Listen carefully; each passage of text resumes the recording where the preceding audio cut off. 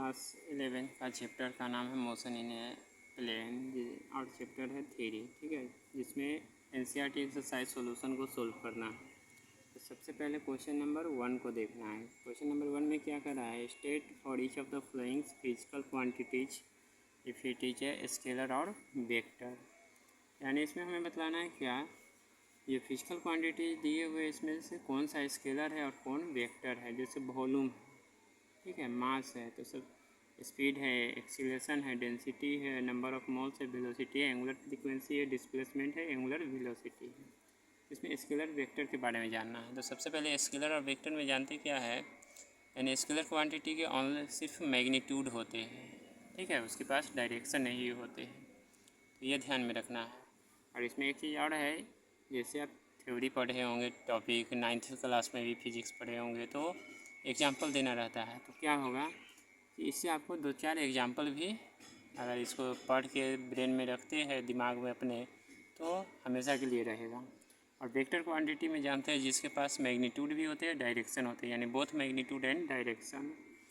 तो scalar quantity को choose करना है। तो स्केलर क्वांटिटी में देखते हैं वॉल्यूम है, जिसके पास सिर्फ मैग्नीट्यूड होते हैं। मास स्केलर क्वांटिटी है, स्पीड भी स्केलर क्वांटिटी है, इसके बाद डेंसिटी स्केलर क्वांटिटी है, number of moles scalar quantity है, फिर एंगुलर फ्रीक्वेंसी स्केलर क्वांटिटी है। तो यहाँ पर लिखा हुआ है volume, mass, speed, density, number of moles, angular frequency, और ये एंगुलर वेलोसिटी वेक्टर होंगे, ठीक है, एंगुलर वेलोसिटी वेक्टर होंगे। इसके बाद बाकी बात जो बच गया वो एक्सीलरेशन होते हैं, वह वेक्टर होते हैं, ठीक है, एक्सीलरेशन वेक्टर क्वांटिटी है। इसके बाद वेलोसिटी है वेक्टर क्वांटिटी, क्योंकि इसके पास मैग्नीट्यूड डायरेक्शन दोनों होते हैं।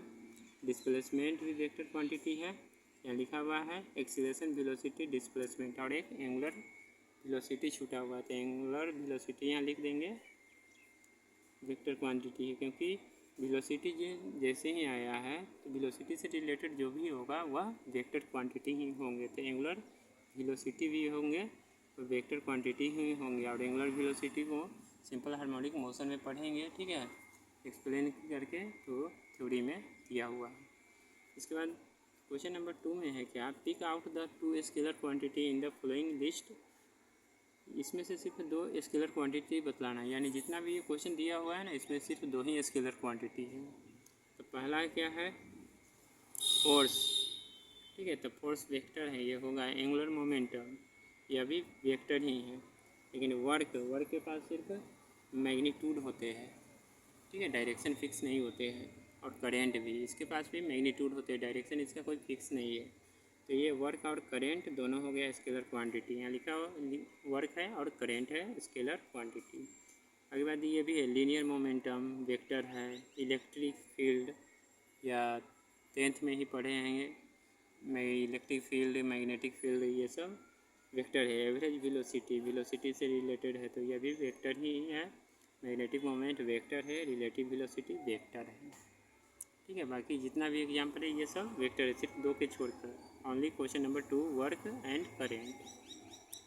नेक्स्ट में है pick out the only vector quantity in the following. इसमें सिर्फ बतलाना है क्या कौन सा वेक्टर क्वांटिटी है, यानी कुछ ऐसे जैसे टेम्परेचर है तो ये स्केलर है, ये तो होगा नहीं, प्रेशर है स्केलर क्वांटिटी है क्योंकि मैग्नीट्यूड है दोनों का। इम्पल्स, यह वेक्टर होंगे क्योंकि इम्पल्स इक्वल टू होते हैं फोर्स इनटू टाइम, ठीक है, यानी कम समय में जो है किसी ऑब्जेक्ट पे फोर्स अप्लाई होता है उसे इम्पल्स के नाम से जाना जाता है। तो फोर्स इनटू टाइम, इम्पल्स को जे से डिनोट करते हैं।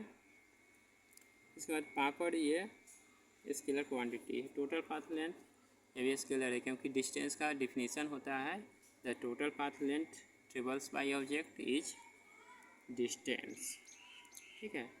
इसके बाद है एनर्जी भी है, सिर्फ मैग्नीट्यूड होते हैं। ग्रेविटेशनल पोटेंशियल मैग्नीट्यूड होते हैं। कोफिशिएंट ऑफ फ्रिक्शन, ये सभी स्केलर है। चार्ज भी स्केलर है।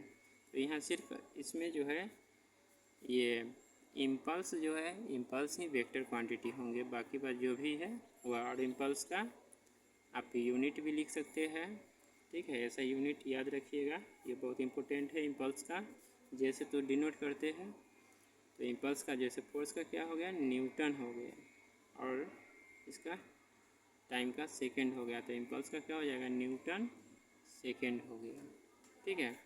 या दूसरा होते हैं फोर्स इक्वल टू क्या होता है, मास इंटू एक्सीलरेशन।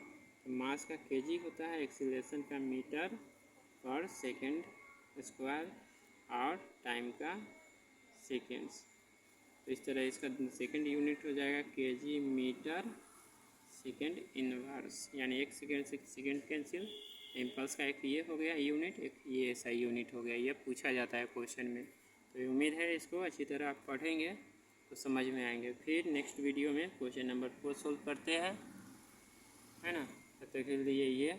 और दूसरी बात है, हर चैप्टर का एक्सरसाइज का सॉल्यूशन मिलेगा, फिजिक्स केमिस्ट्री मैथ हो और अलग अलग राइटर का हो, ठीक है, सबका। तो इसके लिए आप अगर सभी क्वेश्चन चाहते हैं जो आपके पास पहुंच पाए, तो चैनल को एक बार सब्सक्राइब और लाइक अवश्य कर दें, क्योंकि सब्सक्राइब करने से क्या होता है कि जितना भी पढ़ाई का होगा वीडियो वह सब आपके चैनल पर पहुंच जाएगा, और जिससे आपको तैयारी भी करना होगा कंपटीशन वगैरह का तो आप आसानी से कर सकते हैं। इसके साथ साथ बोर्ड की ऐप भी है ना। और ये दोनों के लिए है, CBSE हो इंग्लिश मीडियम, स्टेट बोर्ड हो इंग्लिश मीडियम, ये दोनों के लिए है। इसको अच्छी तरह आप तैयार करें, एक बार ध्यान से पढ़ लीजिएगा, है ना। मुश्किल से हमको लगता है ये 15 मिनट ध्यान से पढ़िएगा, 5-5 मिनट, 5 मिनट हर क्वेश्चन पे दीजिएगा तो हमेशा के लिए रहेगा। और सप्ताह में एक बार रिवीजन अवश्य कर ले।